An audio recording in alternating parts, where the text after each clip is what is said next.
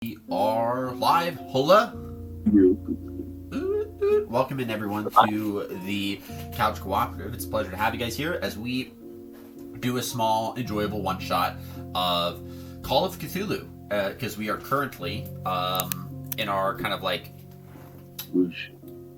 in the middle, in the weird amorphous break period between campaigns as we prepare for Curse of Strahd when we pick up our campaign 4.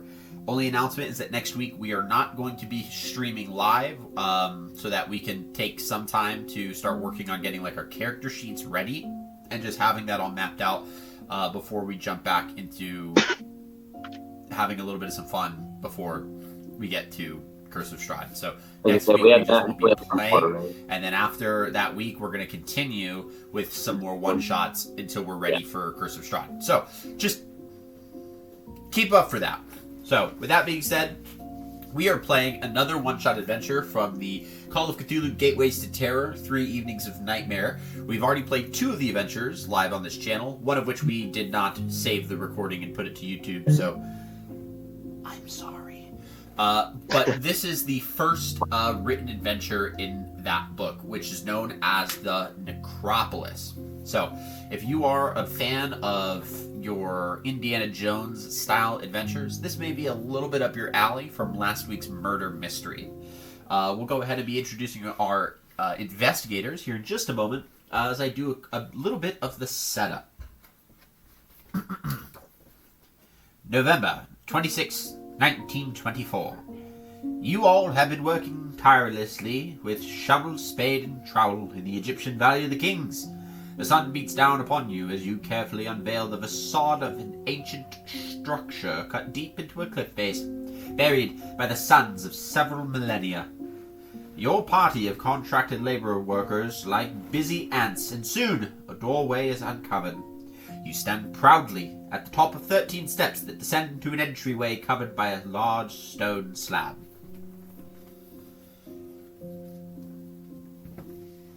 Let's get a round of introductions for our investigators to see who stands at the top of these 13 steps. You guys have a host of manual laborers behind you who have done the majority of the digging. You all have very particular roles on this archaeological expedition that isn't the digging. So you guys have not been doing any of the digging. You're still as sweaty. Sun's been beating down, a little tired. But let's go ahead and start showing off some of our investigators. Who wants to go first? I can go first. My guy is the language professor or language guy, whatever. Yep. He's dressed like a college professor. He just got like tan slacks on with some boots and like a button-up shirt that's untucked. And then, is it hot out? Yeah. It's hot. Then the sleeves are rolled up, and he's just got the top button undone. And then he's got he's a clean-shaven fellow, which is short hair. Nice. And he just wears a satchel that has a bunch of. It's got 2 books. Cool. 2 books. Nice. And your name is Professor Cody Lake. Cody Lake. Professor Lake. All right, Professor Lake. On to the next one. How do I say my thing? You're a dilettante. Dilettante. Okay. I'm a dilettante.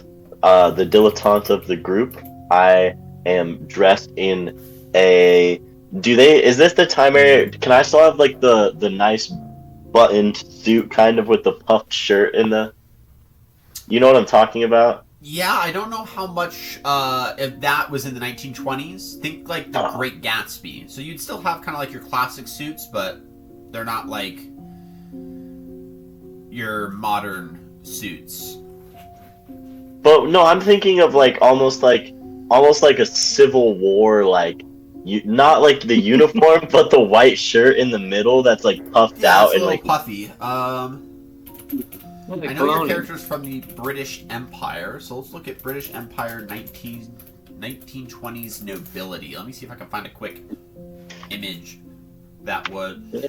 Yeah, it looks here like most of the images that are available that kind of depict people around that time tend to have depictions of people in suits from that time frame. So we could make your suit a little bit more ostentatious. We could have some of the frills in it. That's a little bit more of like an intentional design. It's not common, and so we can go with that and just make note that it's a little bit of a unique perspective that your character brings forth in terms of his dress. When you look at me, you go, "Wow, he's quite the caricature." That's what you think. It's a purple suit with a white shirt, and he's got a quill stuffed into his shirt, his suit pocket. Yep.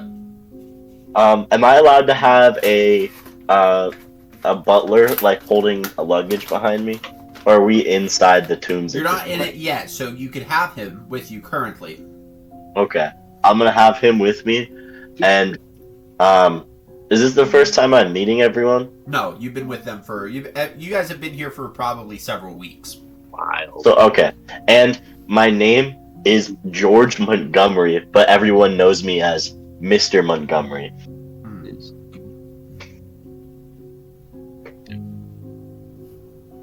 George Montgomery.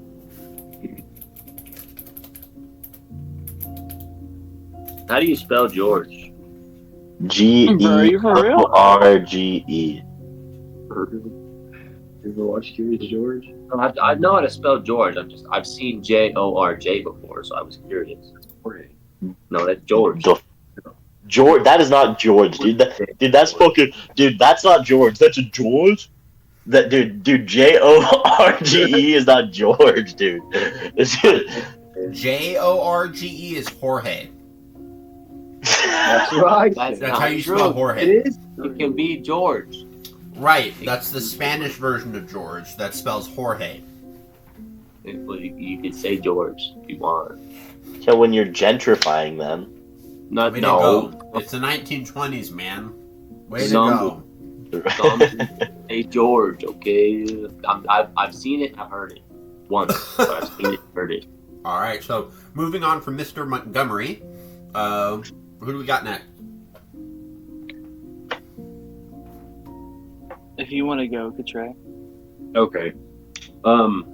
My guy is he's definitely younger, but he looks kind of roughed up. He's also British. Right. He's got a buzz cut, but you can kind of tell with the he has a little bit of stubble. He's a redhead, so he's got freckles. And he's wearing something super comfortable, but kind of tactical-esque. Right. And my character's name is Monty Evans. What the heck are you? Monty Python.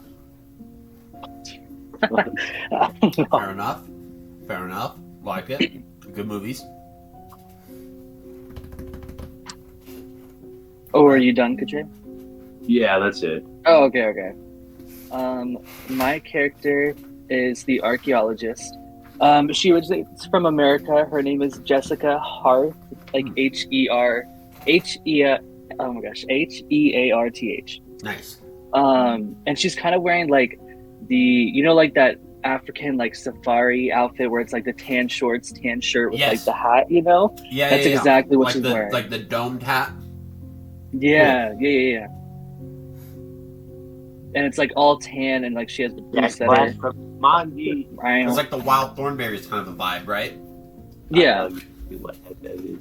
I love it. And she has blonde hair. Perfect. So, under your watchful gaze, the laborers construct a primitive pulley system. They hoist the hefty slab blocking the tomb's entrance into the sky.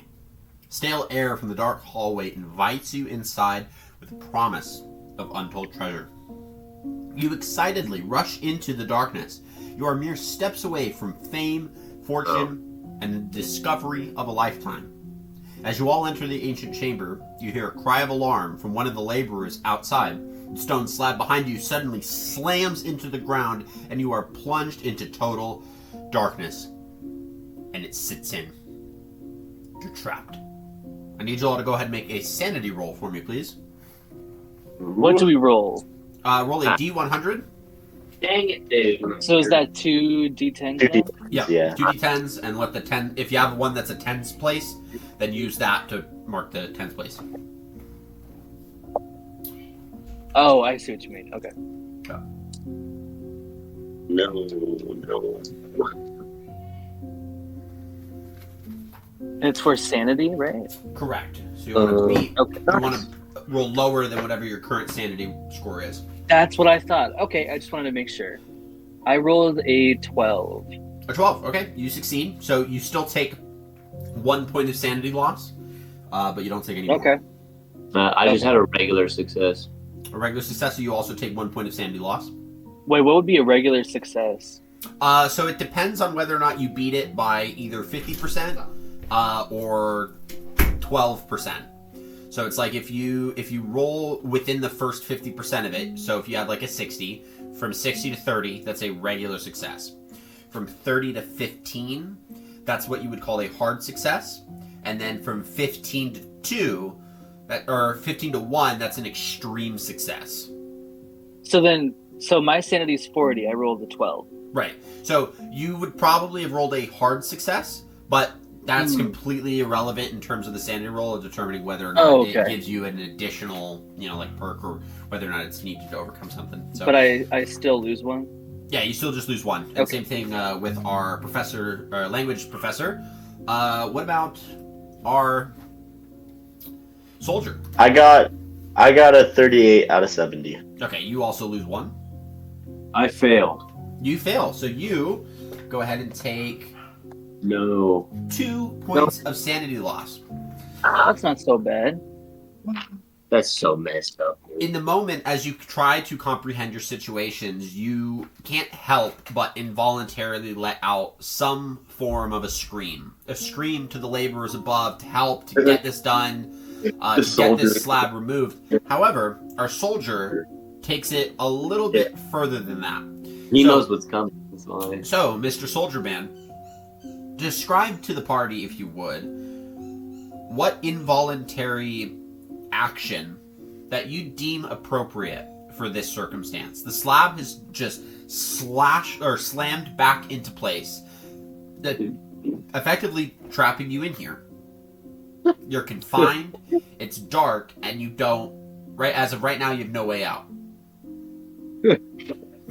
The loud noise, potentially, because you served here in Egypt, could trigger some form of a post-traumatic stress. Oh, God.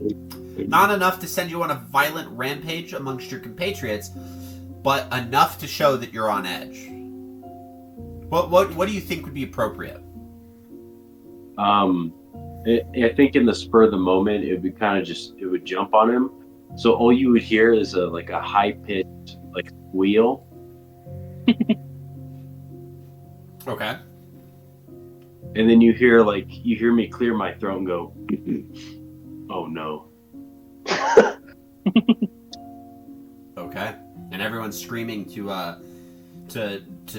get their voices heard outside. I need you guys to go ahead and make a listen roll really quick, because you are hearing the voices of the laborers, but it's hard to really parse out what it is that they're truthfully saying. Damn. On a listen roll. Mm-hmm.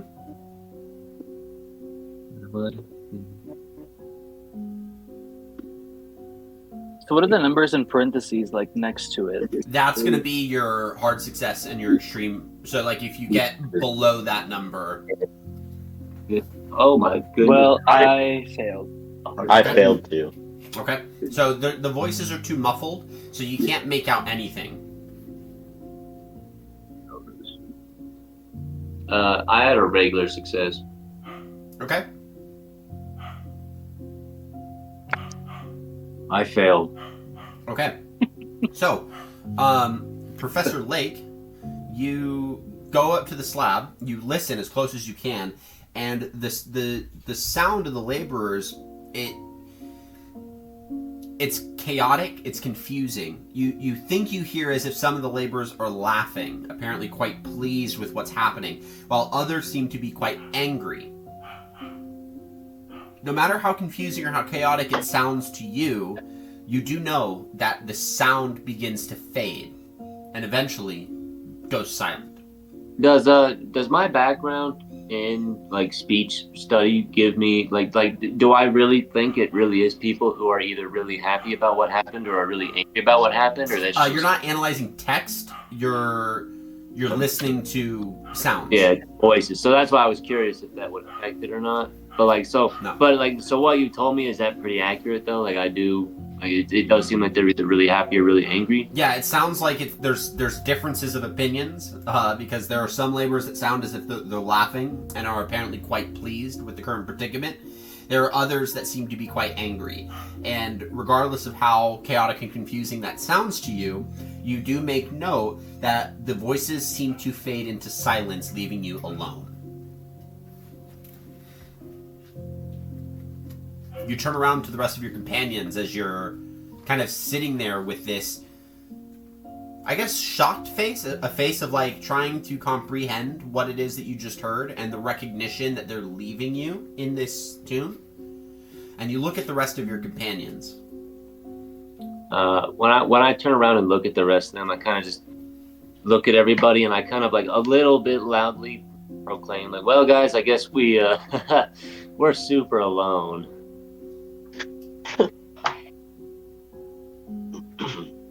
Thanks for pointing out the obvious. What does that do for us now? Well, no, I just mean the locals. They all just walked away. I can't hear any of them even talking or saying anything. Did you hear them say anything? No, I mean they were just laughing and... Did I hire the laborers, Ethan? You did. Where did I hire them from? You hired them locally in Egypt. Sir, maybe you just didn't pay them enough. Damn it. No, I should have brought my own men. I knew I couldn't trust the locals here. Ethan, realizing that we're locked in here, can I start to look around already for anything that's written in any kind of now that you language? recognize that you're all alone in the silence of this tomb, the first thing that you notice right away is that it's incredibly dark. You guys are basically speaking to voices. It's pitch black. And so... That's funny. I know our archaeologist here has 4 candles. It's important to note that those candles have 1 hour of burning lifetime. So... Okay. So we split into groups of 2. Here, I have candles for... Or actually, I'm going to light one first, because I can't pass them out. So when you light the first candle, what you find is that you're in a pretty narrow hallway that ends within sight. The flickering flames kind of shows you the things that are around you, and you begin to see that kind of in your immediate area. There is obviously the stone slab that's covering the entrance to this tomb is just displayed with these obviously like odd carved sigils that are a little bit more distinct than what you would believe Egyptian hieroglyphics to be. Okay.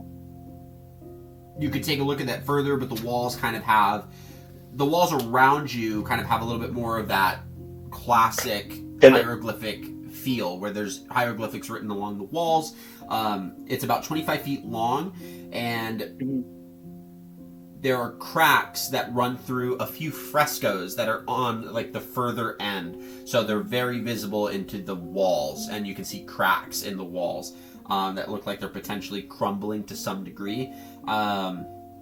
And at the end of the passageway, because of the darkness and the candlelight, you see vague shapes of furniture or like similarly small objects that are like maybe like chair size, but not a chair.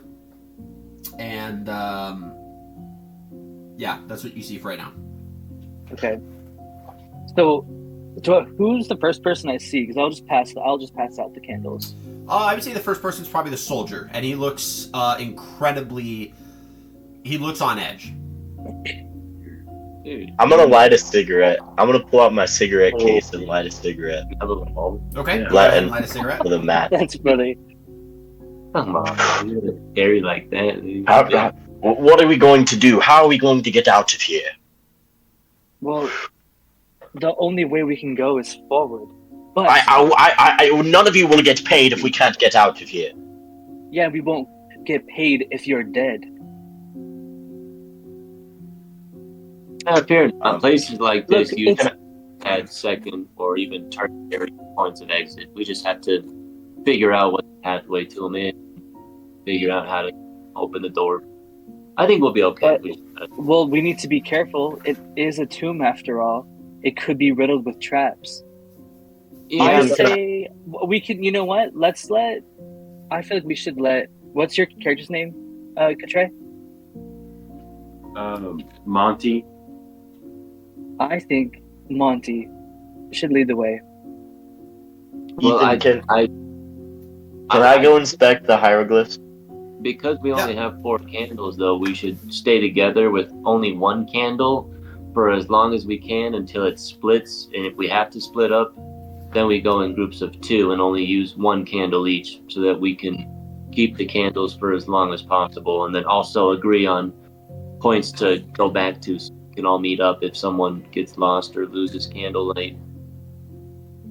Yeah, so you, as you guys are debating that, Mr. Montgomery starts to walk the halls of walk along the length of the hallway, kind of scanning the hieroglyphs that are on the walls.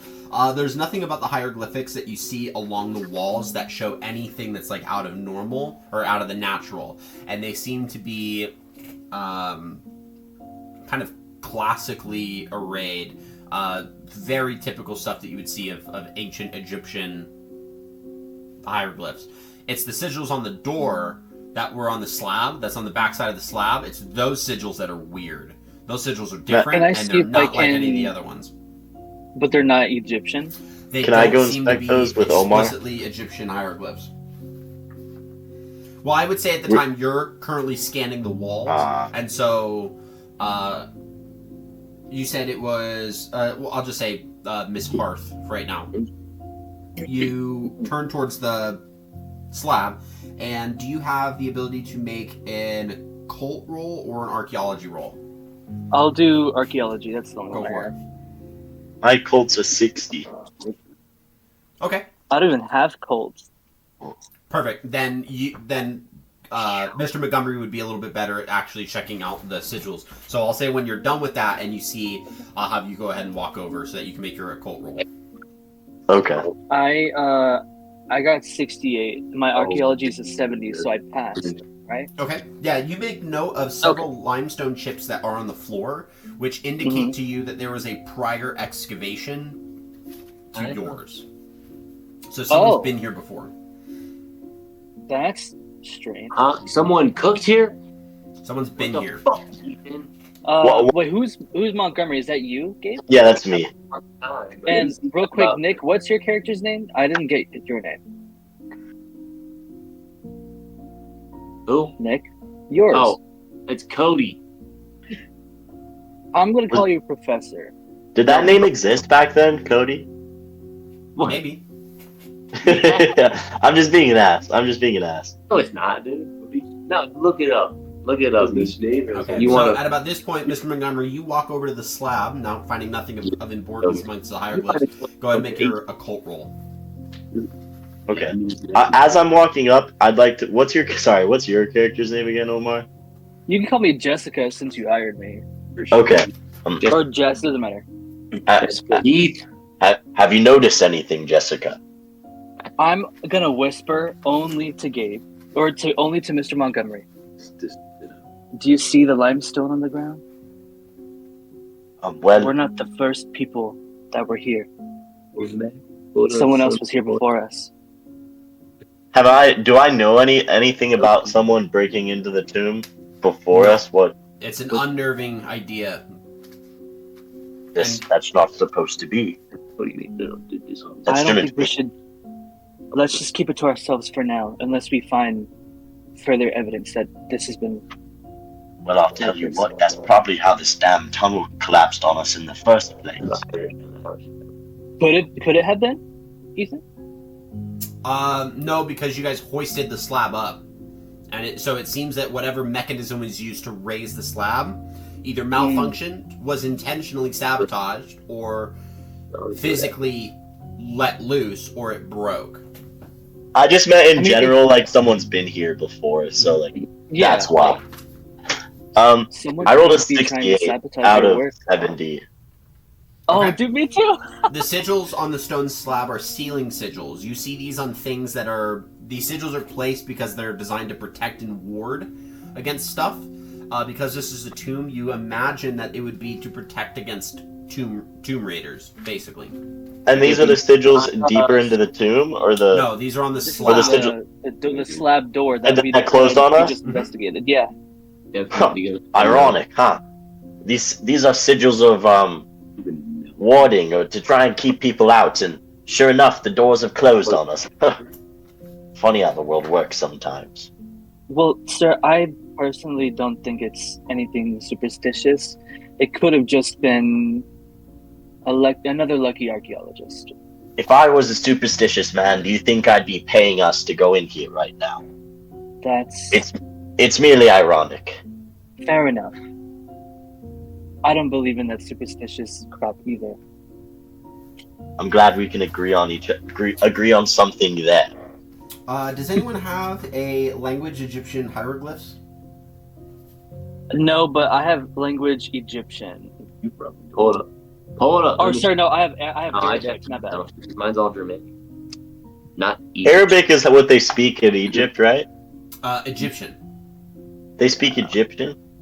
It's Yeah. probably Arabic now. It could be Arabic now, but ancient Egyptian would have been their own language. Oh, I do. I do. Oh, I don't know if Egypt still has its own language presently, so I don't want to say that they absolutely speak Arabic, but it would make sense because of that area of the world's a little bit more Arab-speaking. I have the hieroglyphs. Okay, go The ahead. ancient... Hieroglyph roll for me real quick, as you were saying. Come on. Give me something good, man. Oh, let's go. I got a 51 out of 75, which is, I think, just a regular. Yeah, it's just regular. So, as they're kind of investigating some stuff and talking amongst themselves, Mr. Montgomery and the archaeologist, Miss Hearth, Miss Hearth, you start to look back at the hieroglyphs that Montgomery had scanned over and then left, and you seem to be able to note that the hieroglyphs, they're etchings that tell a story. They depict a pharaoh who appears to possess great powers beyond those of ordinary mortals, which isn't uncommon amongst the ancient Egyptian reverence that they would hold for their pharaohs. The pharaoh was practically a god in his own right. The disjointed images on the panels show him smiting those who do not follow him, and that many suffered and perished under his rule. But the rest of it is a little bit harder to decipher. Ethan, when was this thing built? Because Egypt picked up Arabic at 641 CE. What does that mean? I only know BE. Yeah, CE is like the secular way of saying AD. So CE would be Common Era, where BCE would be before Common Era, whereas BC is before Christ and AD is after death. Okay. And that's not technically like the terms, but they're based off of that. It's to remove religion from it or whatever. It just changes the nature of the Gregorian calendar, so that we're not saying that we're like year 2024 in the year of our Lord, which is what AD would kind of stand for in fullness. So the common era would be the era that all people are commonly sharing at the same time, which would be the year 2024. So do we know the name of this tomb? No. damn. That's a good question. Just no. Like, we never asked? No. I would have asked. You would need to figure out what if there was a pharaoh entombed in here to know anything about the tomb. Supposedly no one's even been in here before, Nick. Right. Allegedly, until about, as far as you know. And in fact, as far as you know, Professor Lake, no one else has been here but you. But it does bring to call that at the end of the hallway is pretty much the next place to go. So you guys start walking down the hallway. You pass by these cracks through the fresco and the wall, and some of these have actually crumbled enough to where you can see these little alcoves, and the smell is atrocious. It's absolutely awful. And then you can continue walking forward and see some of the items that are kind of in the way. What are they? So it's basically, from what you can see, there's a let me get the full list here. There are several sections of plaster, a small ornate table, and a golden chest that sit in front of an archway. And the archway looks like a crawl space that is on like the bottom left corner of this hallway. And so like where there should be a door, there's this like a really weirdly broken slab, and there's this cut into crawl space where you guys would have to crawl through in order to get to the next room. But there's like a gold chest and a table and a couple other things that are like right in front of that. Well, who's going through there? Because it's not going to be me first. Who's the smallest person? My size is a 60.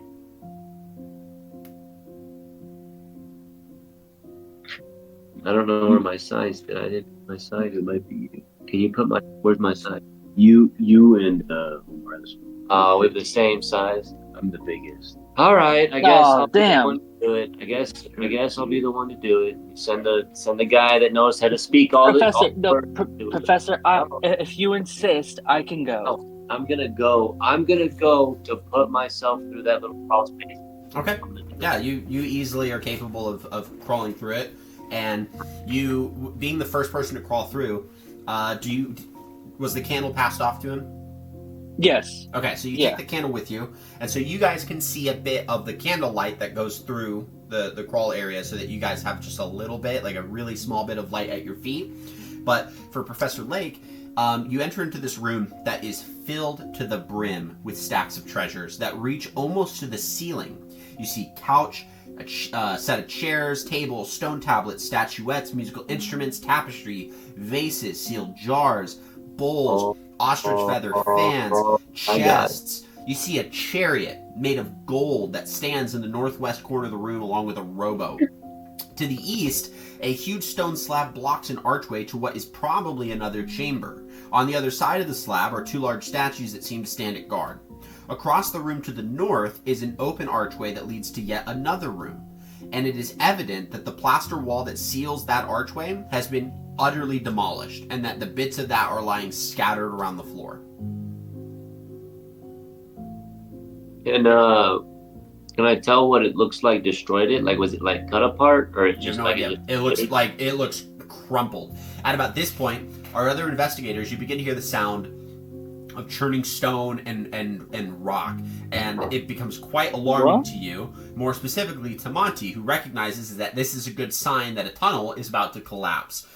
Tunnel warfare being a huge mark of World War I. Granted, I'm not so sure if that was a nature of the Great Wars element in Africa and in Egypt.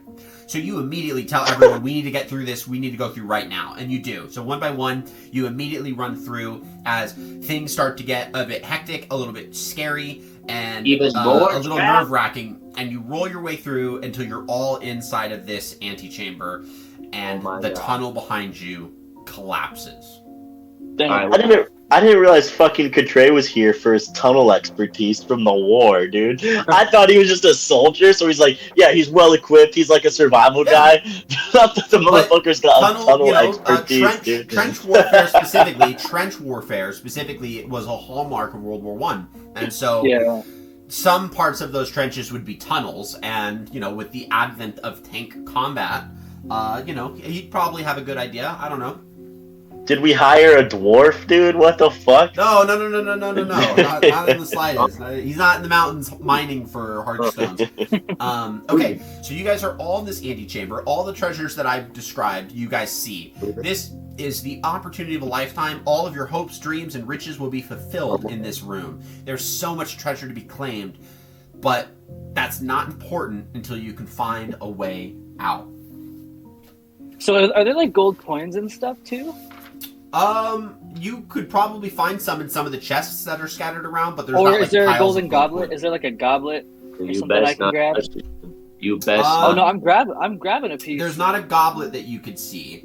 That's like 5 years of bad You luck. do see, like, the small stuff would be the statuettes, the musical instruments, the vases, the bowls, the fans. Is there something that stands out, Ethan, as more? Yeah, is there a giant chariot made of gold? Like, how big is it? A chariot. Oh. Yeah, like a horse-drawn chariot. Is there something of immense value that's carryable that I can bring Yeah. out and say, like, look, we found this in here? That's like exactly a what I fun- was thinking too. Yeah, Yeah. probably the stat. Like, everything here is of immeasurable value. Like, there's nothing here that's not gonna make you a lot of money. So we'll say that you grab, like, probably one of the statuettes. You grab one of the musical instruments, one of the smaller ones. Those would be the easily holdable items. Everything else is big enough that would be why you have an expedition team, is that you can take these things out in bulk, box them up, ship them overseas, and then sell them on a market. So, What can I put in my satchel? probably a statuette. Damn, dude, you're the archaeologist, dude. I'm gonna. Yes! Look, I'm trying to make money. I'm gonna say to Jess, I expect you to take good care and manage this well. There'll be a lot of money in it for you if you help me create a museum at the end of this. Well, and more funding for me so that I can make more money for you, of course.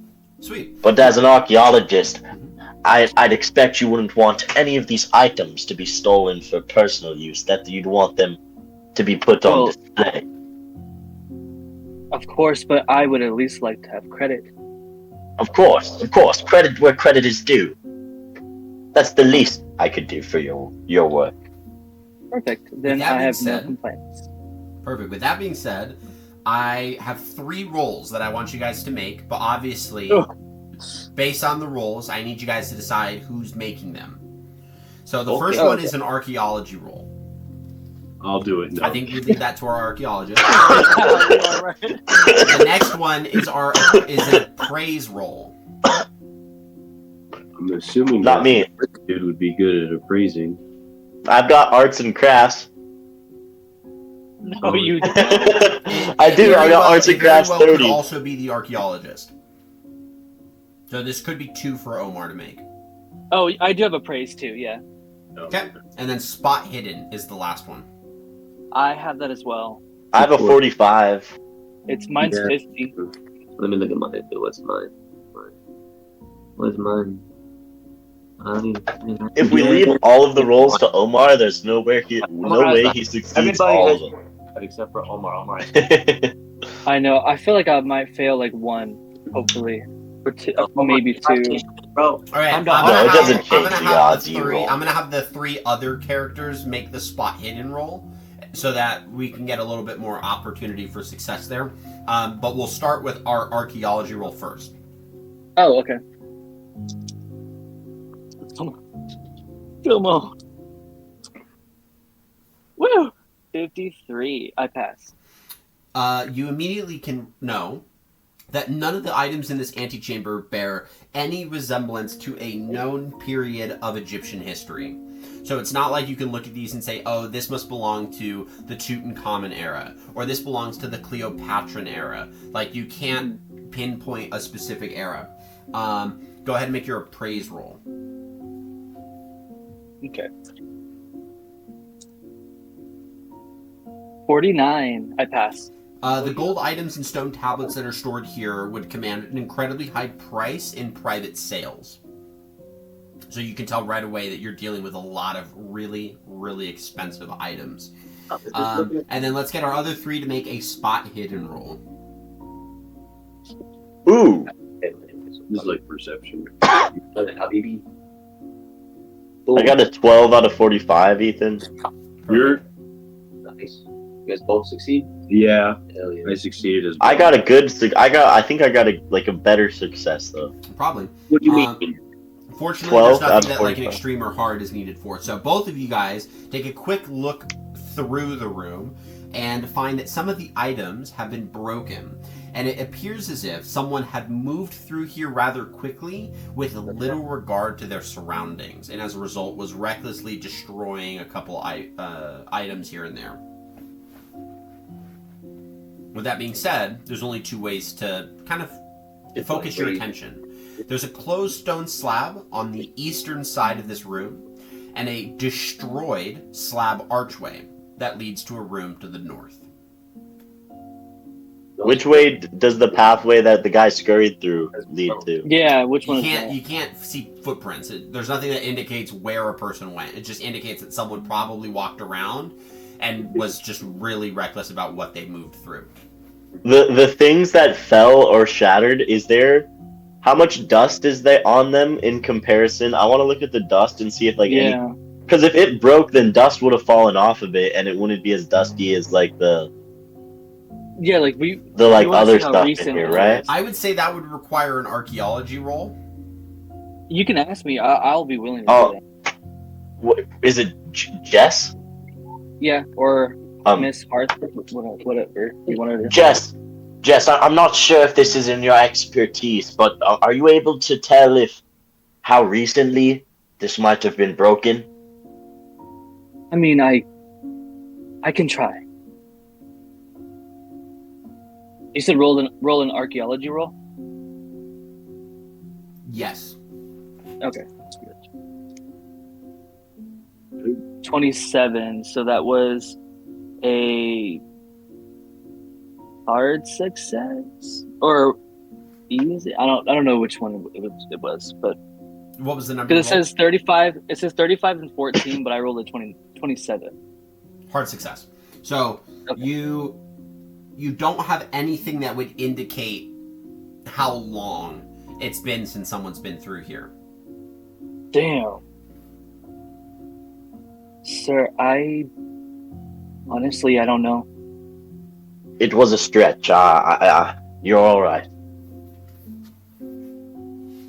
But I'm gonna whisper to him again. Well, Wait. here's the conversation. Either way, I'm not going through anything first anymore. It's going to be the guy with the gun from now on. I'm gonna pull out another cigarette. Sir, I don't think you should be smoking right now.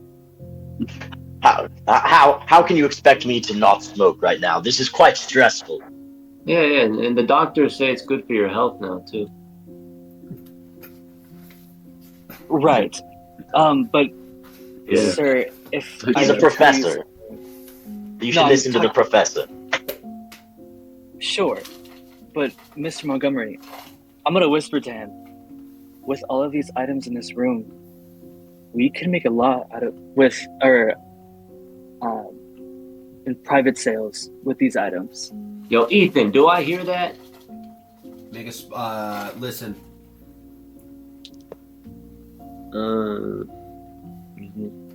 Fix. This is all worth fortune, more than a fortune. No, I don't hear it. I got an 86. bro. God dang it. I was gonna scoff at you. We can't let this fall into anyone else's hands. Monty, We will pay. You know, We Indiana can pay the other two money. after the end of this, but you and I, we could create a museum or something by the end.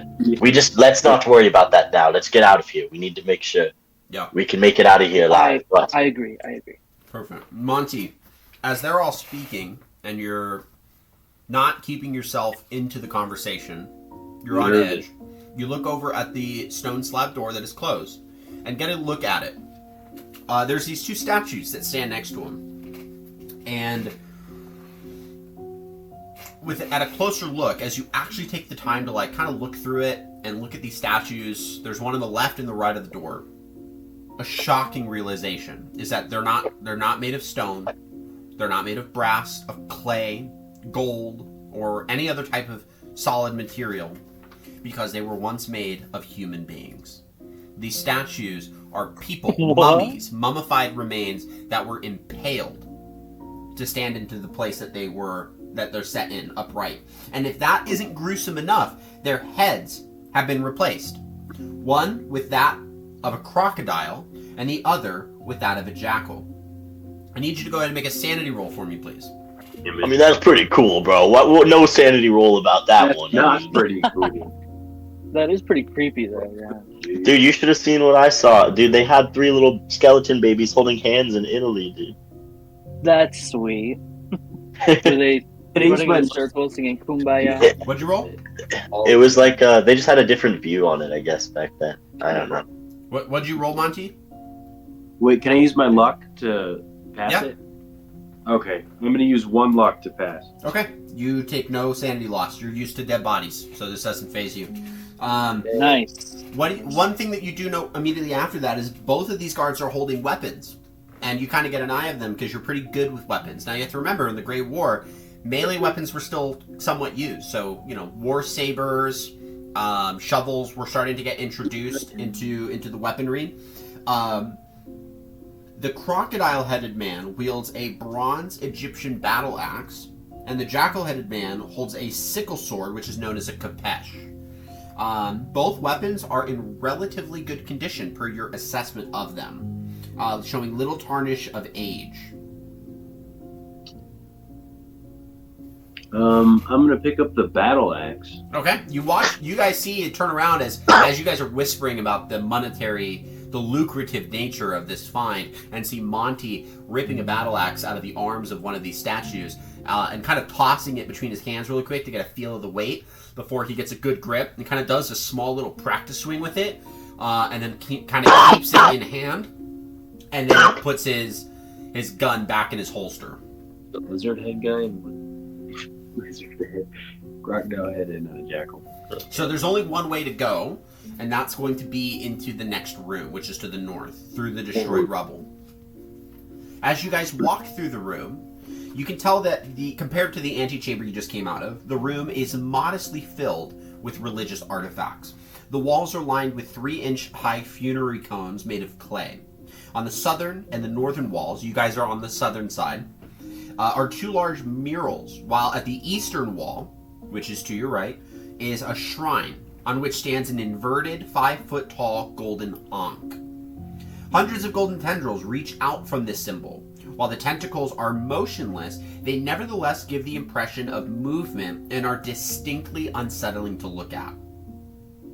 Ew. Ethan, I'd like to inspect those tentacles closer. Me too. I definitely want to go up. Make an occult roll for me.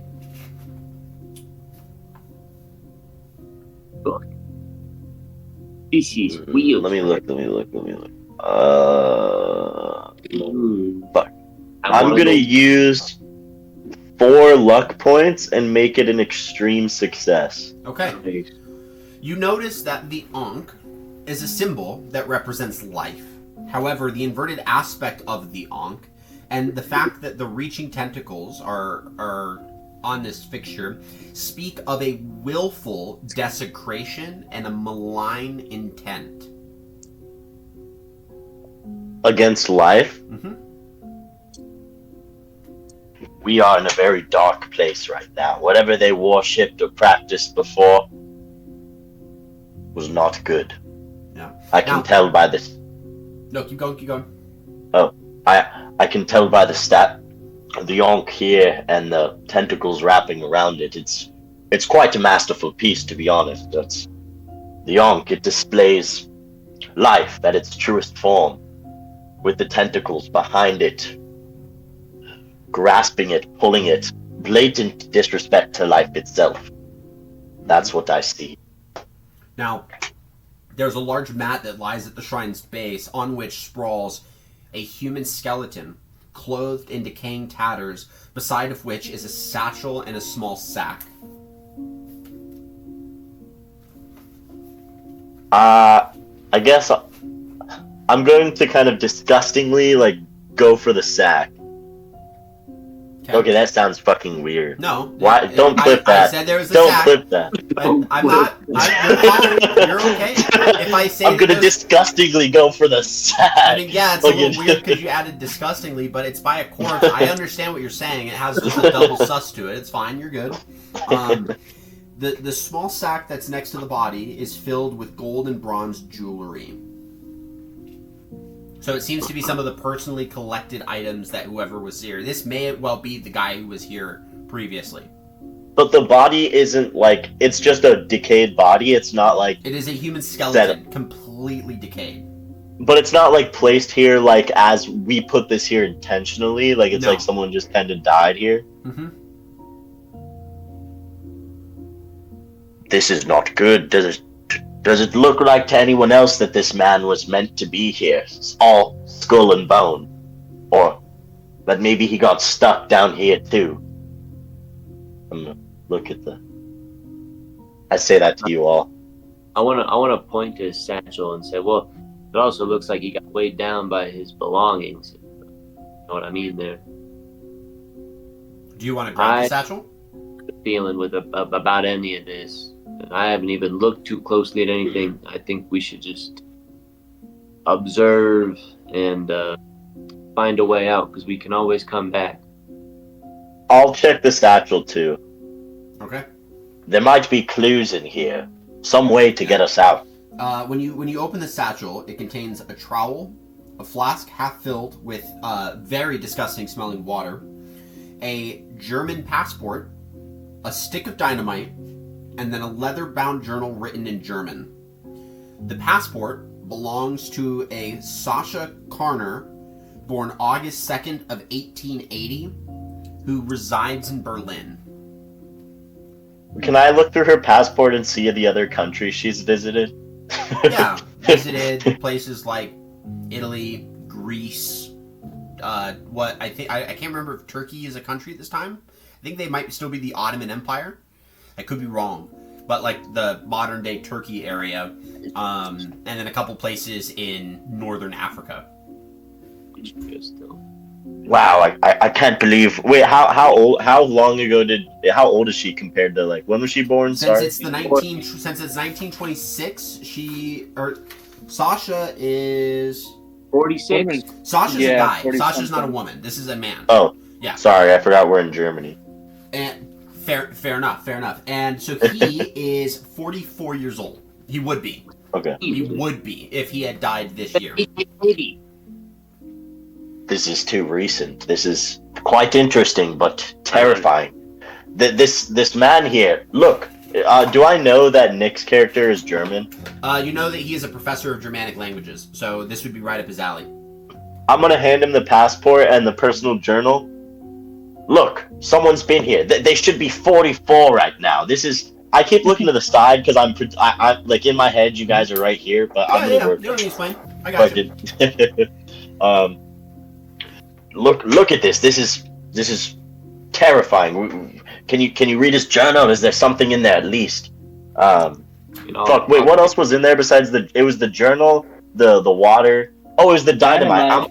I'm gonna tuck the stick of dynamite into my pants. Okay. I'll take Professor Lake, go ahead and make a German roll. Please. Can you pull my character up? If you get 9, I think you instantly beat the game. I got a success. Okay. You begin to decipher the contents of the leather-bound journal. There are entries that are dated from 1910 to 1916, which are describing Sasha Karner's time as an anthropologist, which is the study of people, like people groups. It also outlines his trip to Egypt and his attempts to unearth ancient Egyptian artifacts. In addition, Karner writes about his English companion, an archaeologist named Dr. Gerald Sutton. There are many entries outlining the difficult work environment due to the Great War, which means that it wouldn't have been long ago since he was here. He probably died a few years ago because the Great War is now already over.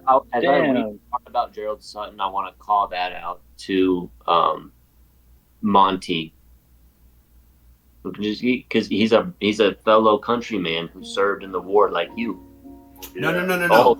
They're having difficulties digging because there's a war going on.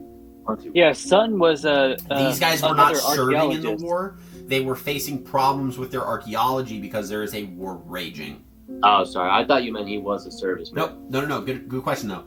And so there are many entries that do outline the difficult work environment due to the Great War, and Karner often praises Sutton for his assistance in dealing with the English authorities. Would I know who that is? Not unless it said so in your backstory, probably not. No. The last 4 entries appear to be the most significant, and so when you take a look at that, I'm going to go ahead and read these for you, okay, out loud. Okay. So, the first one is dated on the 7th of August in 1916. Word has reached us of fierce fighting north, close to the Suez Canal. Our men are scared enough as it is without the fear of being killed in any crossfire. Their superstitious beliefs have delayed the dig more than once, and I do not care for any further stoppages. We dig tirelessly through the loose sand and rock. We are close. Interesting. The next is about a month later on the 3rd of September. Today was glorious. We have found the entrance. Removing the doorway was difficult, but we created a pulley system that allowed us entry, not too dissimilar to what you guys did. More work greets us inside. The limestone chips have clogged the entirety of the tunnel. I've halted the removal of the stones until I've surveyed the structure and documented what we have learned thus far. Sutton thinks my meticulous records are unnecessary and time-consuming. No. 2 whole months later, on the 1st of December. Finally, the tunnel is now almost clear. Some of the workers have taken a great interest in the damaged hieroglyphs in the passageway. Today we remove the last of the stone chips and explore. The stonework looks unstable. It may be too risky to use the explosives. The next one is for 2 days later, on the 3rd of December. Sutton is dead. The local labor attacked us, broke his neck when he refused to be forced inside the tomb. Beware the children of the Sphinx. I plan on waiting a couple of hours in the hope that they'll have gone. I'll gather some of the jewelry and then make my escape. This place will not be my tomb. I can hear noises. Something else is in here with me. Oh. It's creepy. While he's reading through that, there are some things that are kind of around you that you guys can try to kind of take a look at, which includes kind of the murals that are all over the place. If you want to look at the body, if anyone knows first aid or medicine, we could look at the body. Otherwise, I'm gonna check out the murals because I have arts and crafts. Uncles, man. Specifically the painting. The murals are going to be archaeology, history, or occult. No painting. Mm-mm. Okay, well I'll go for the good old occult then. What else was there? You can inspect the body of Karner, of Sasha Karner, if you wanted to. That wasn't. I'll still inspect the paintings for my love of art and also my knowledge of the occult. The murals are actually, I mean, they're not really paintings, but they are colored. They are kind of paintings, but they're into the stone wall. So they're not, it's not like a full like canvas painting, but you get the drift. So it's just murals and the dead guy? Mm-hmm. Monty? Hmm? Yeah, you kept like raising your hand. I thought you were trying to say Oh, something, but... Can I first aid check? Yeah, absolutely. Go ahead and make your first aid check first, and then we'll go over to Mr. While Montgomery. he's doing that, the hieroglyphs that were mentioned in the passageway, can I go check those out right now, or do we need to like do something to get there? To do what? The hieroglyphs that were mentioned on the 1st of December in the passageway, because they were talking about a pulley system, so I assume up down to this. Do we have to go down to find those hieroglyphs, or are No, they? you guys are already in here. When they said the pulley system, they were talking about the front door. That's it. It's just those ones. There's no other ones. Mm-mm. Okay. I got a success. Okay. You notice that the skeleton's ribs are crushed and the skull is fractured. One or both of these injuries likely led to the individual's death. Because of the success of your roll, you not only put the date of death within the last 10 years, but you also notice that there are small indentations in the bones that are similar to the teeth marks of animals. Oh, damn. Oh, Please tell us. Please don't hold that information from us. Well, you're investigating the mural at the moment, so what roll are you making on the mural? I know.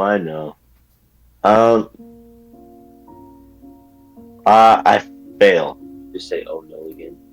For what? What roll did you make? Occult. An occult roll? Okay. Can I make a history check on that? You may.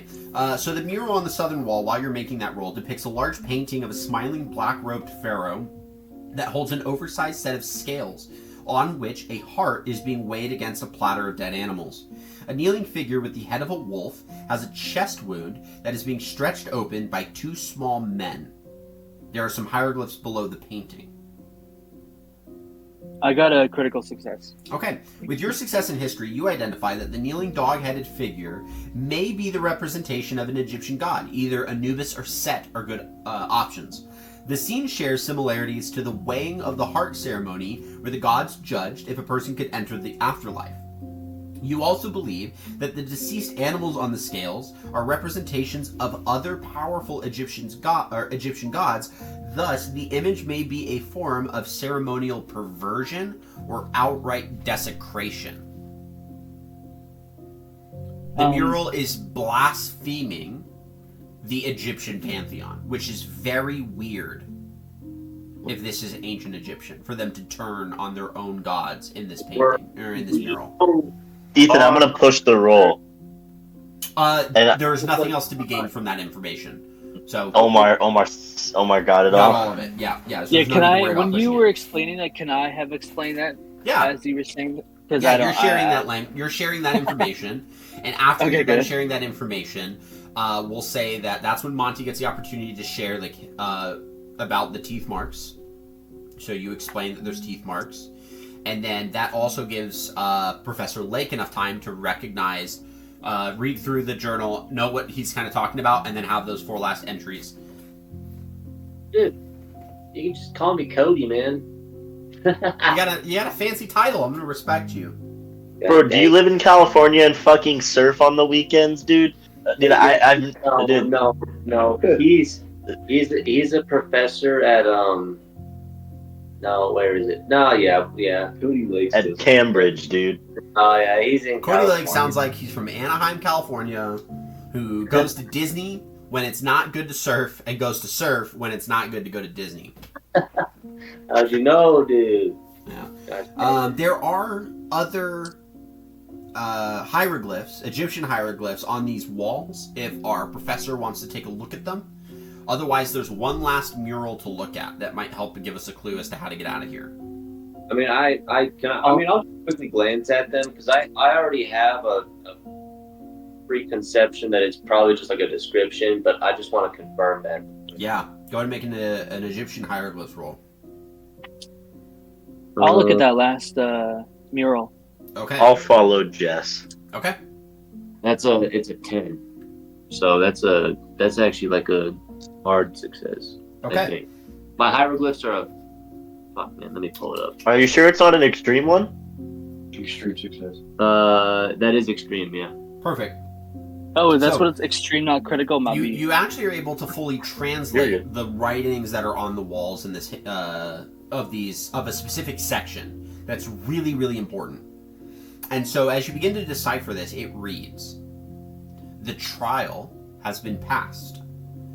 Forever they shall be tied to this earth through their faithful beating heart, strong of body, awaiting the return of their master."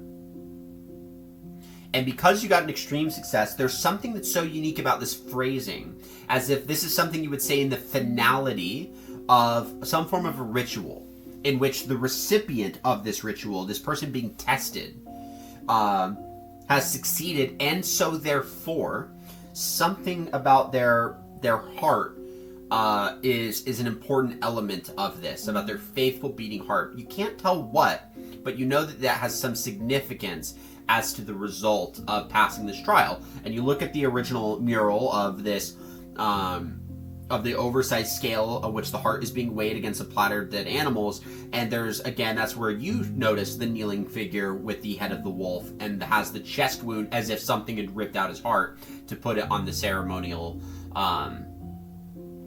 scale. And so it seems as if this statement is being made for that wolf figure.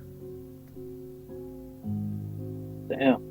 So but in the mural, the wolf figure is offering the animal bodies on the scale. No. or they're- The animal offerings is like desecrating the Egyptian pantheon. So it's judging the scale. So the pharaoh is judging the content of the wolf creature's heart against the Egyptian pantheon, and finding the wolf creature to be successful.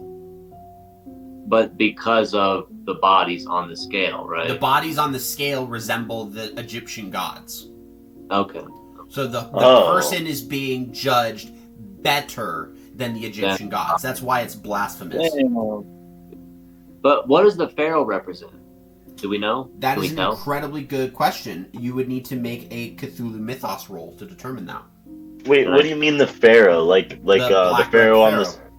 That's in the mural. Okay, so I'm gonna ask that out loud. So like reaching that thought process of conclusion, I'll explain that to everybody, and then I'll leave everyone with the question like, so what does the black pharaoh reckon?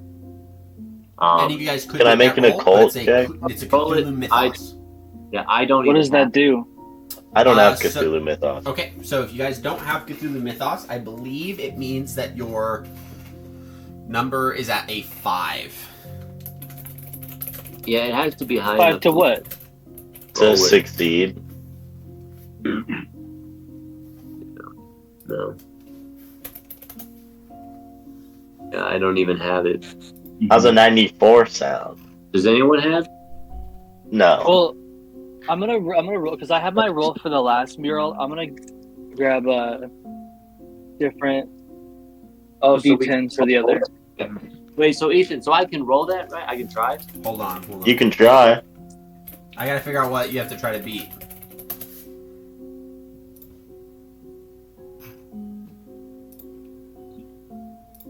Oh man.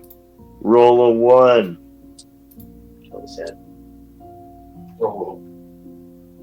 That was a good roll, but nothing. Actually, it's a 0. If no one has it, it's a 0. So you would have to Damn. roll. Yeah. So you would have to roll.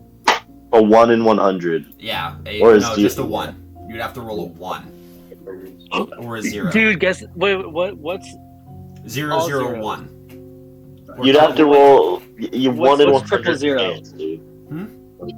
what's 000? That's considered 100, and that's a fumble. What the Damn. fuck? Ethan, let him. What do you? Oh no, that's so Because it's 10 sad. and 10.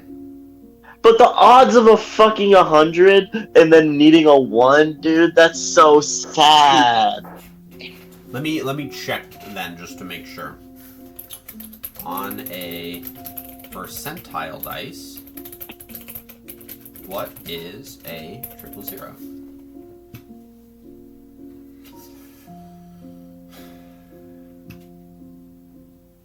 Yeah, you treat a 0 and a 00 as a roll of a 100. Damn it. Fuck, that sucks. But I do have my roll though for the last mural. So, I'll roll before that we as get before we get to the last mural, is anyone else trying to roll Okay. a Cthulhu Mythos to see if they can get it? You get I like how I needed a 0 and I rolled a fucking 100. That was so sad. Okay. Well, the mural on The the odds- northern wall depicts a sickening scene of an Egyptian city being attacked by an army of horrific beings. There are two notable types of creatures: those with the bodies of men and the heads of animals who wield various weapons, and those with the bodies of animals and the heads of men. Black tendrils burst from the ground and the sky, tearing the city and its occupants apart. Some of the creatures eat corpses that have been laid upon tables while others frolic in the chaos. There is a pharaoh, robed entirely in black, and is depicted with an impossibly dark face, seated atop a pyramid-like throne borne by the hybrid monsters. He is being carried through this horrific scene. And so I need the investigators that are looking at this mural to make a sanity roll. Oh, I'm gonna use different dice from my roll. So I got a hard success though with the last mural, and then I'm gonna roll my sanity. There, with that.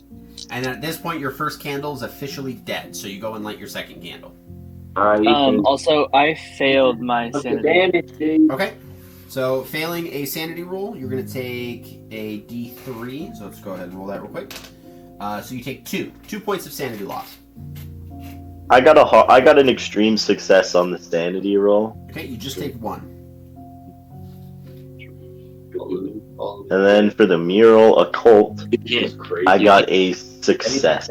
There's a certain level of gods. I got a For hard what? success. You can see like their avatars in the dream. Like I'm pretty sure even You guys like, got a... For what roll? Occult. For what? The mural, the last one. Oh, I got There's archaeology. there's nothing on this one that you need to roll an occult roll for. Oh, I see. What about archaeology? Nope. No, it would need to be... The last you mural? guys can make a Cthulhu... You can make a separate Cthulhu Mythos, because nothing... Basically, this all looks like apocalyptic and mythological in nature. None of it looks remotely close to having anything associated occultically or archaeologically. And so the only thing Not you can even try to do is history? make a mythos roll. Nope, nothing. There's no options for that on history or any of that. I guess I'll make a mythos roll. Damn. If you roll a 001, I'll tell you. I failed. Okay. Yeah, no, all this stuff is weird. It's confusing. It's dark and it's macabre for sure. But Monty, where's your character standing? He'd be standing off into like a corner, kind of just looking around, seeing what everyone's up to. Also, on the south side or the north side? The what? On the south side or the north side? South side. On the east side or the west side? East side. No. In the southeast corner, What the heck? Monty, you begin to hear the sound of I can't believe you said muffled scraping from behind you. Seemingly coming from a room you have no access to. A rubber room. The scraping continues. You put your ear up to the wall and you can hear it. It sounds like something is being moved. It scrapes and scrapes and scrapes while your companions are pondering over these murals before you hear a heavy thud, as if something massive was just dropped onto the ground. Can I pull out my gun and go in? To what? Plus, you don't have the candle. I don't think. To go into what? You said it was in a room, right? A room you don't have access to. Oh, I got dynamite. Well, Yeah, let's open that up so that monster can kill us.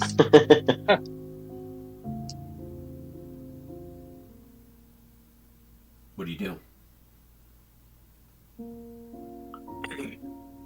I'm gonna turn around with my gun out. And your battle axe in hand. Oh yeah, huh? I probably would be able to hold my gun with holding a battle axe. You can't swing your battle axe when you're holding your gun. Yeah, no, that's fair. I guess I would just hold my battle axe up. I forgot I had it. Okay.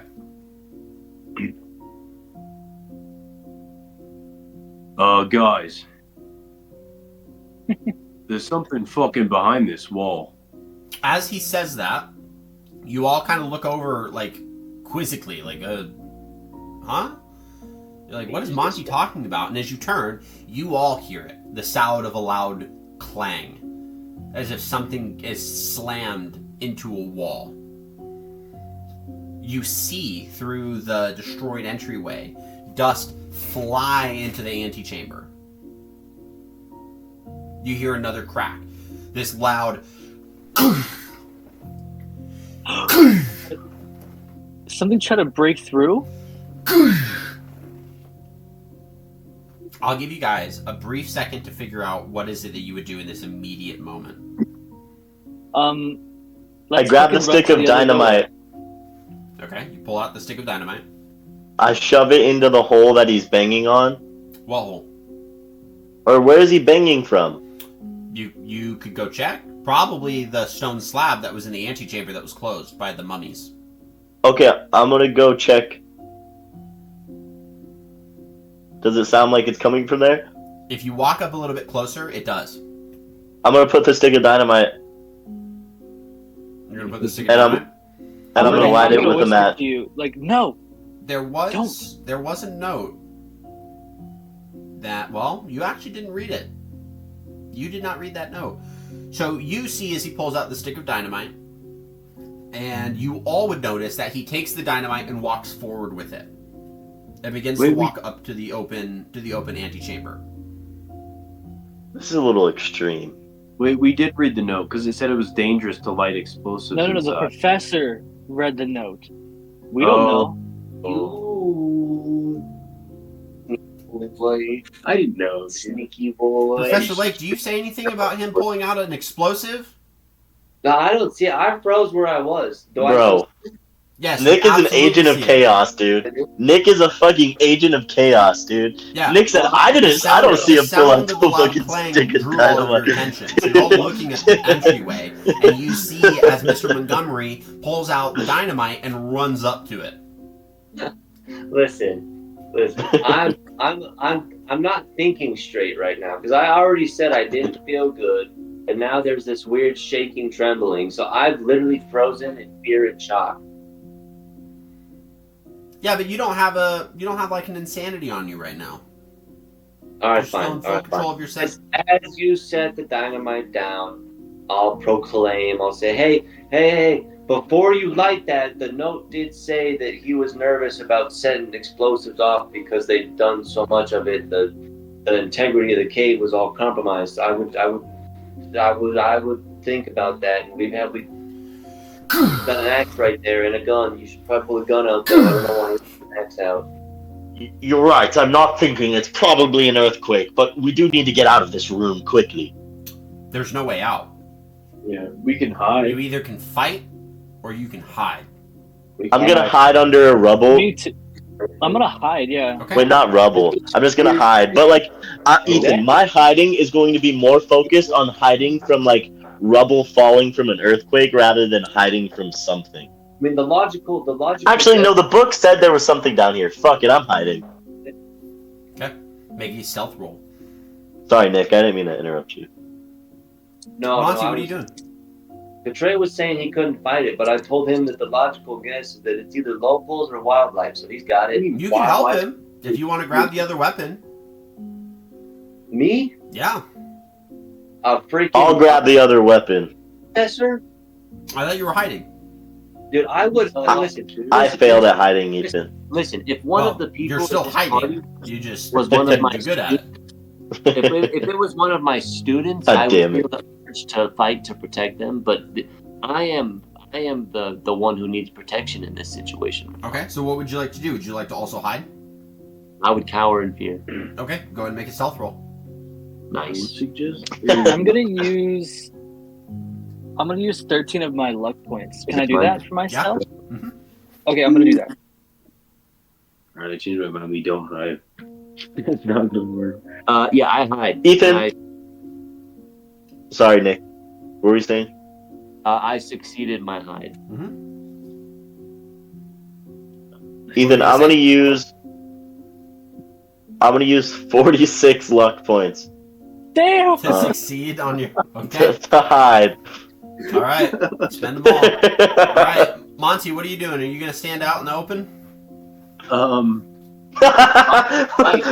Monty's gonna fight this beast alone. You got it, dude. Wait, can I put the 13, like I candle? used 7. Can I put the candle next to the door and then hide?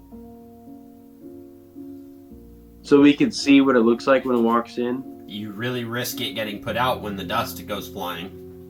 I mean, we risk it going out either way, dude. Why don't you just blow it out so we can use it for later? We have 2 more. Wait, you know what? I'll go up against the wall next to the door and like just ready an attack. Ooh, with the axe? Nice.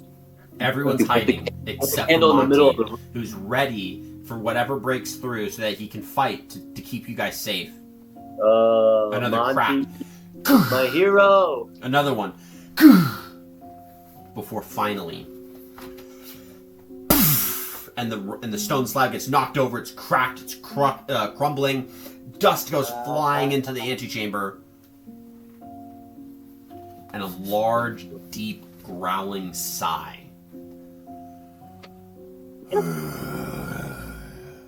Bro, you stepped into the ring with the devil, dude.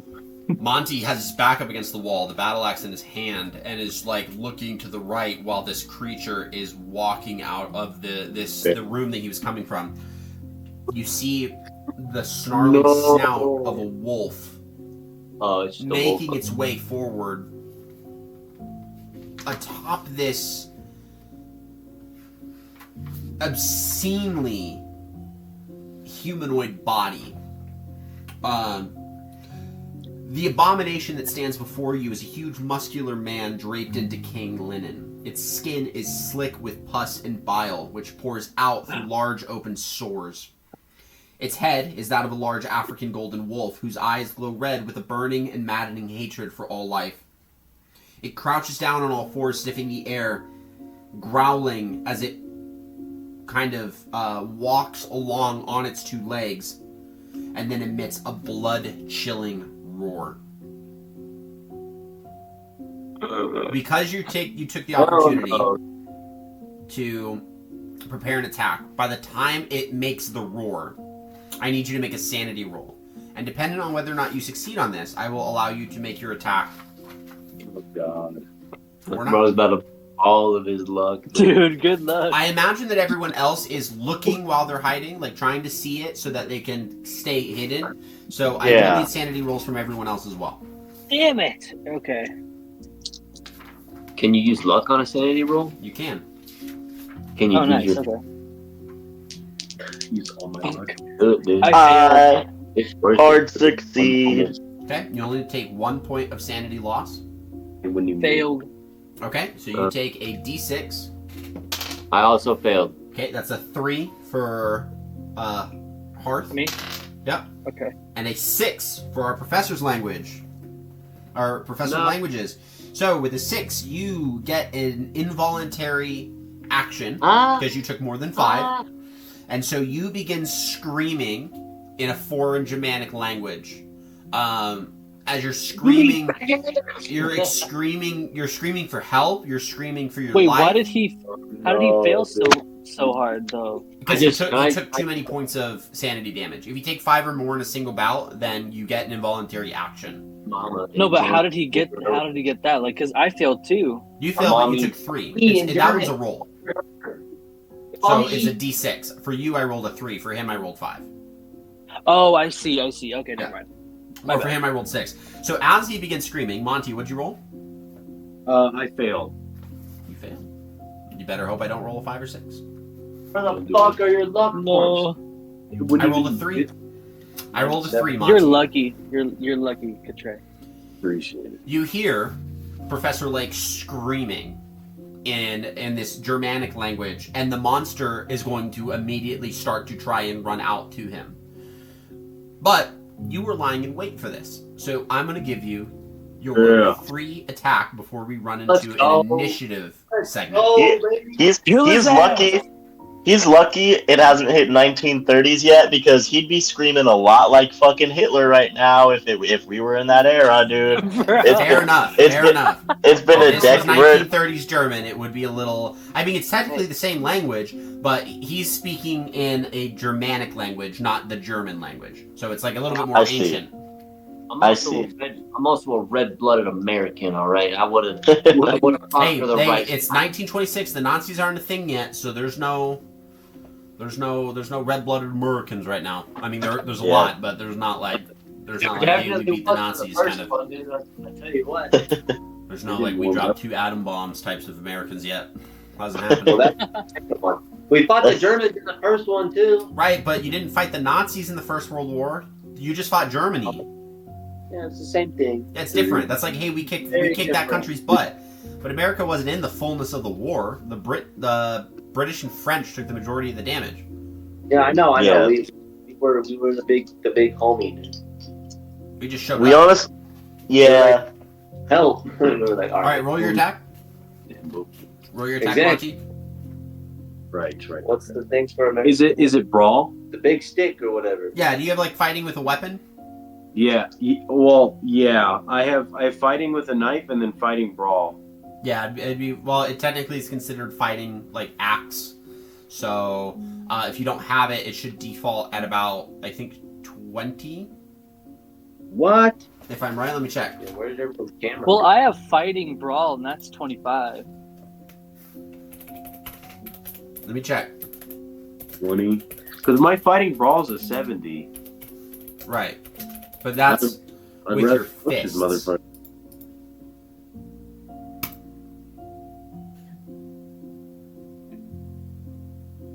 What are you doing? Just cut yeah. down. So Let's see here. Yo, are we You're coming a through? firearms kind of person? Yeah, because you need to have a certain. If you're using a weapon, you have to have the weapon's freaking attack too. Just Let me see. fighting brawl is only for fists. Let me check. Let me check to make sure. Because it says it. Because fighting brawl, it's connected to my knife as well.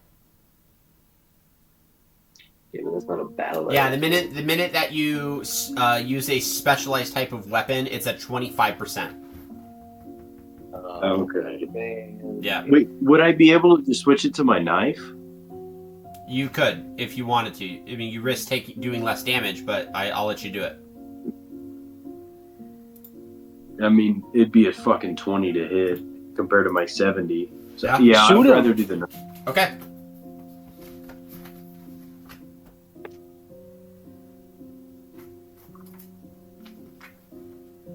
Oh my god. I got an extreme success. An Nice. extreme success. Okay. I should use. I rolled a 5.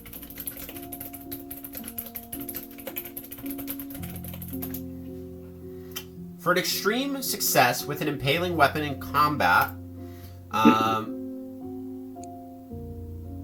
don't think it would. flat damage bonus is damage. 2 damage rolls added to the max damage portion. Hold on. You add max damage plus the max damage bonus, plus then you roll for damage.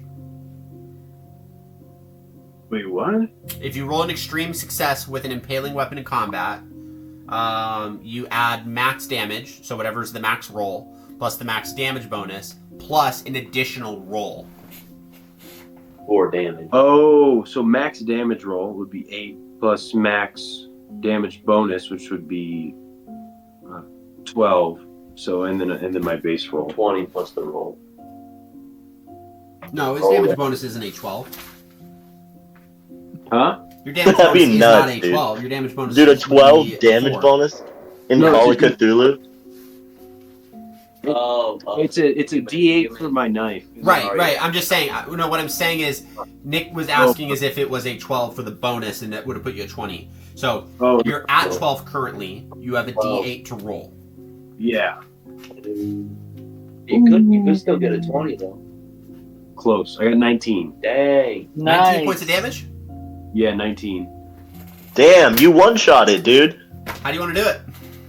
Oh, Yeah, dude. wait, can I like right when it's roaring? Can I drive it through its snout, like through its Yeah, mouth? this is the creature that you're killing. Oh, Wait, let me wait, I can look at the stream actually. I'll show it here in a second again.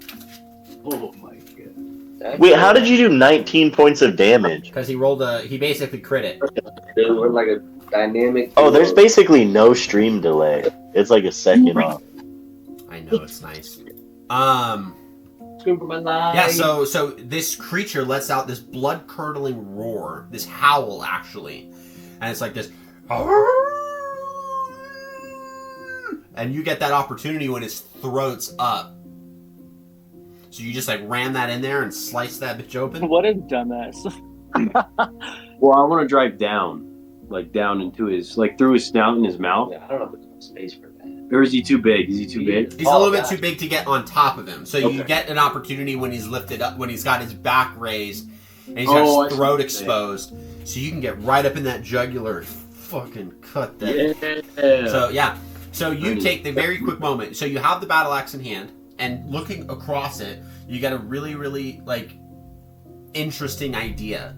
You drop the battle axe, you pull out your knife, and you flip it around so that the blades are going out and like you're gonna stab it, right?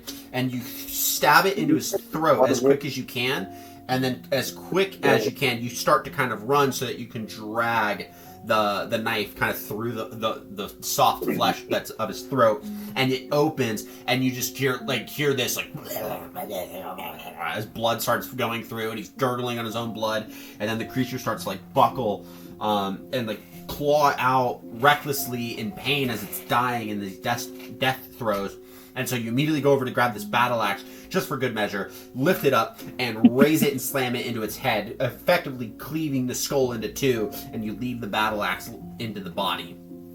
You just slam it in there. And you all hear this wet, and the body goes limp. Yeah, that's a no thank you. I'm gonna look at everyone with my hands up.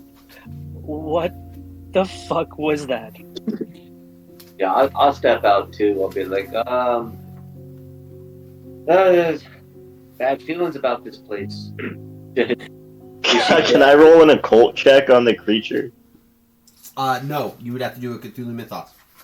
Okay, I'll do Cthulhu Mythos. Okay. I would failed. like to also roll that as well. Yeah. Do we want to? Yeah. Ooh, wait. Is We- 003? Is that's 3, right? We missed. If it's 00 then 3, or would that be 30? That would be 3. That's 3. Do you Then just see that? I'm gonna use 3 points of luck. Wait, To what? get you to Because it has to be a 0, right? Yeah, well, it has to be a 1. Wait, it has to what? It has to be a 001. No, I know, but I got a 003, so I'll use.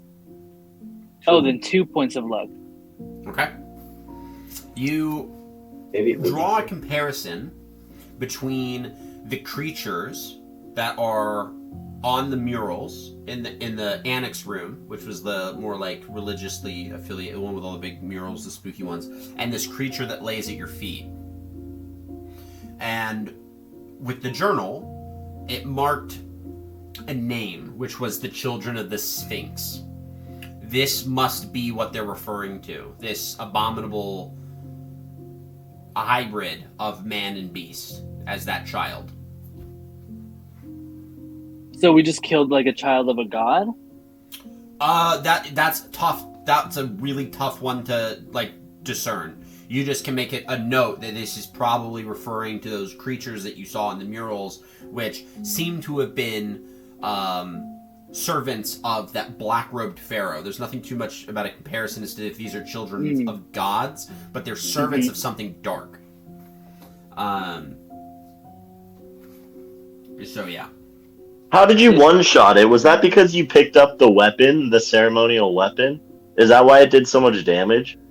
Well, because he had a knife and he had his knife as part of his combat. But he used the axe, didn't he? I think that's just more of like cinematic. Yeah, that's I think it's pretty close, like a lizard. Huh. Yeah. Okay. That's neat.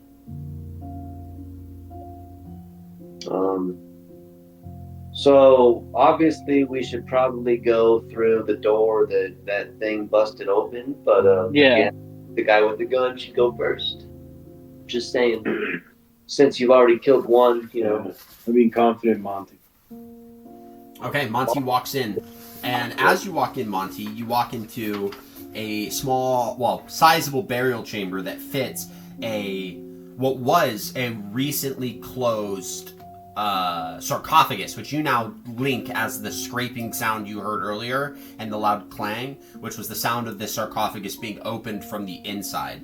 And so as you're inside of this burial chamber, the large sarcophagus fills most of the room. There's 7 wooden outer shell casings that seem to have been torn apart. There's splintered remains lying strewn about, revealing an open sarcophagus made of gold. There's a pair of wooden oars that stand in the far corner of the chamber. If you look at the outer cases, you see painted scenes of atrocious and blasphemous sacrificial ceremonies, in which figures depicted embalming screaming men and women. The inner golden sarcophagus is a very large and shaped like a sleeping figure. The lid has the image of a face of a man screaming in agony. There is also a room to the south that you could go through, an open archway. And so, Monty, if you're still confident, you can continue to go through. Yeah, let's go. Okay. So you guys slowly start to filter into the burial chamber. Monty's already into the next room looking into this, what seems to be like a second treasury. And so there's a lot of fragile artwork, sculptures, ceramics, small boats, chariots made of gold, and even a model of an entire Egyptian city. Damn. It's crazy. I need you to make a spot hidden roll for me. Wait, who? Monty. Monte. What a cool name. What a cool fucking name. Is me? Okay, I got what is it? Great success. You get hard or extreme? Hard. Okay. With a hard success, you actually find a stone chest that seems to be hidden from view. And you find it in such a way that as you walk by it, you actually hear noises coming from within it. A beating sound.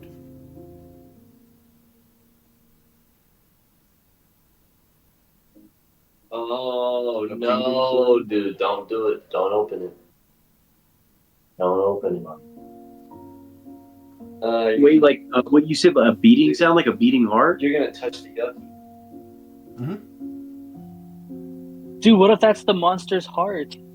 We need to destroy it. We're gonna kill it. You deaf? I'm gonna ignore it. Wait, actually, no. I would turn to everyone else. There's something beating in that chest. What do you mean beating? What do you mean by that? He begins So- dragging a stone chest towards you guys, and when he plops it down in front of you, you also begin to hear the sound of something beating within. Pop it open. What? It's just constant. You just hear do do do do do Okay. do do. Can you pop the chest open? You need to make a strength roll. I don't think I'm very good for that. I mean, here, I'll try real quick. Well, I mean, if you can convince me. Oh, shoot. I got a 28. Hang on. Oh wait, I could try to push it. My strength's pretty high too. Oh, I got a 28 out of 50. Oh, he got it. 28 out of 50. Yeah. Okay. Can I hold my gun to it when he opens it? No. He pushes the lid open. Blasted And within it. the contents of this lid, or within this chest, are 5 canopic jars, each carved from limestone. 4 are topped with an animal head. There's a falcon, a crocodile, an ibis, and a wolf. And the 5th has a carved inverted ankh jutting up from its lid.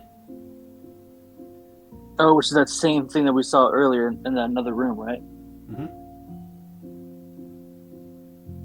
Are they all beating? Nope.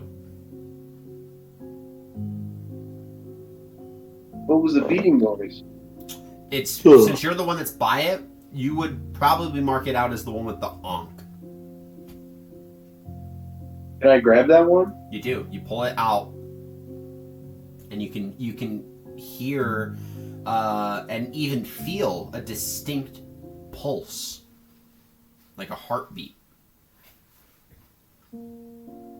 Katray eats it. It's of an Ankh? Mm-hmm. Yeah, but it's the same. It's the same one that we saw earlier. The inverted one, the one that means like destruction and like the bad shit. But it's also it talked about the heart being the whatever of the fucking cult. Like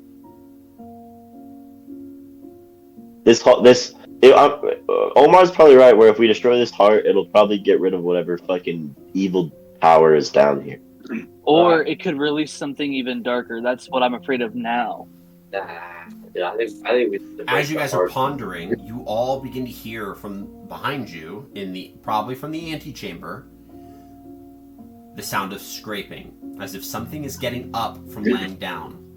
Can I You stab? hear a ragged and gurgled like. Ethan, I'm gonna grab my I'm gonna pocket knife. Destroy it. Yeah, can I stab it?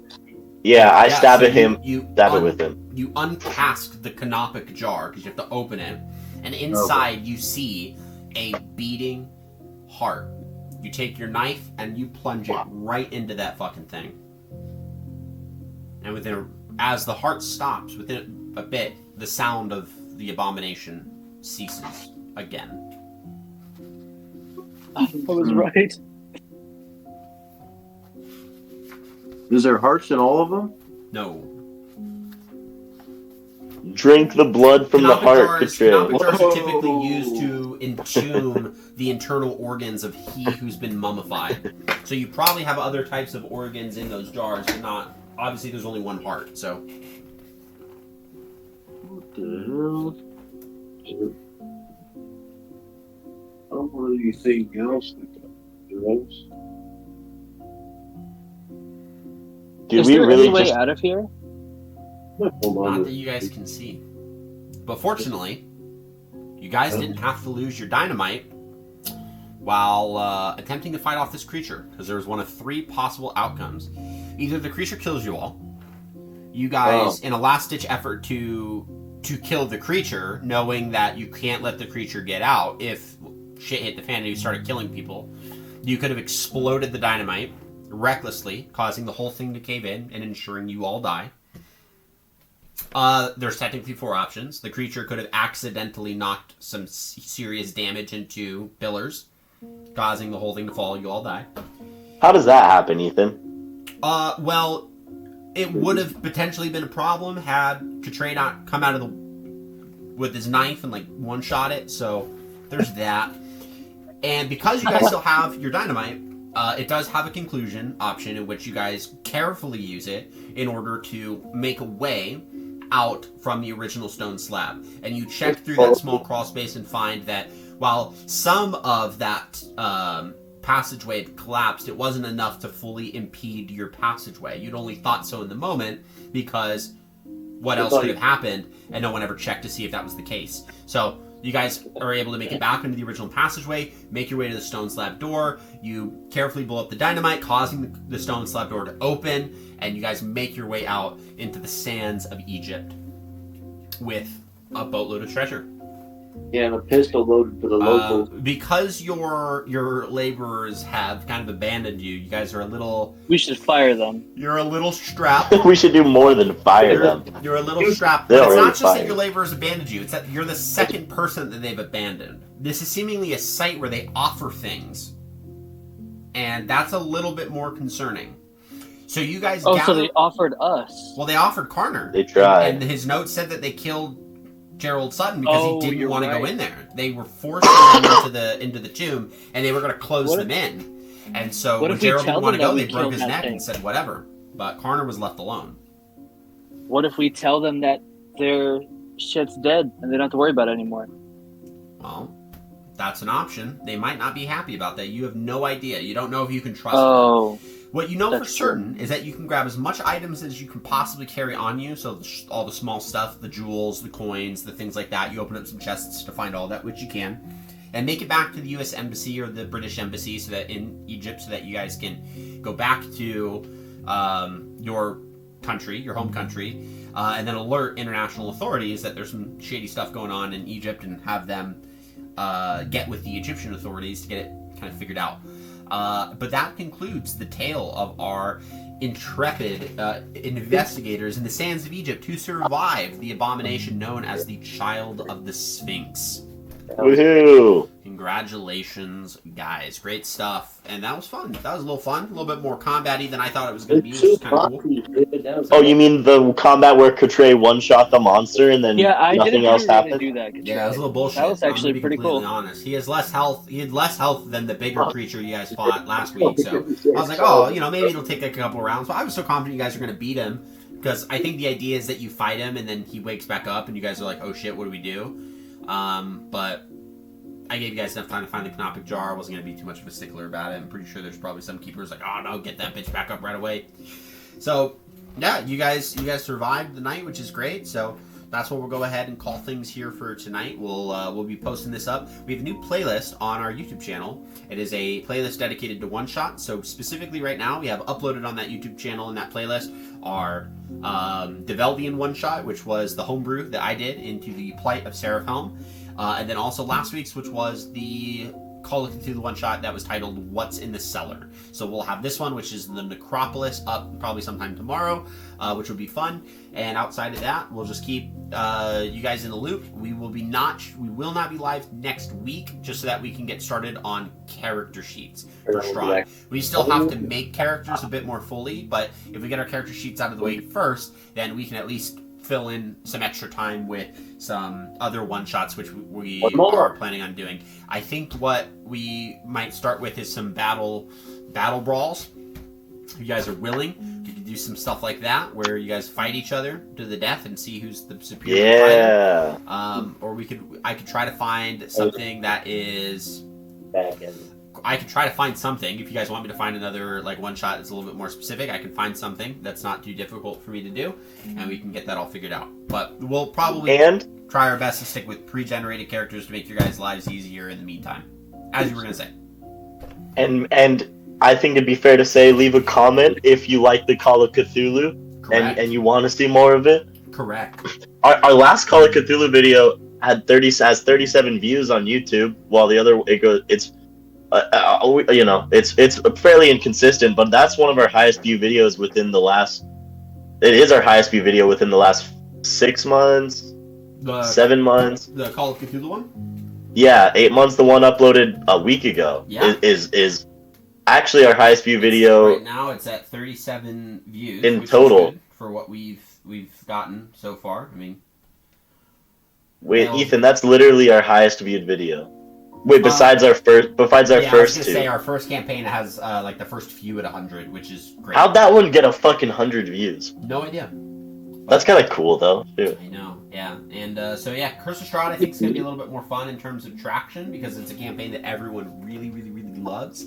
So we're gonna do our time up front to be as diligent as we can with being faithful to that game, so that we're not coming into it and acting like a bunch of bumbling idiots. But I also need to prepare some stuff. We're gonna design some things to be tailored around the game to make it very unique and very personal for our game group, so that it's not like the classic Strahd feel.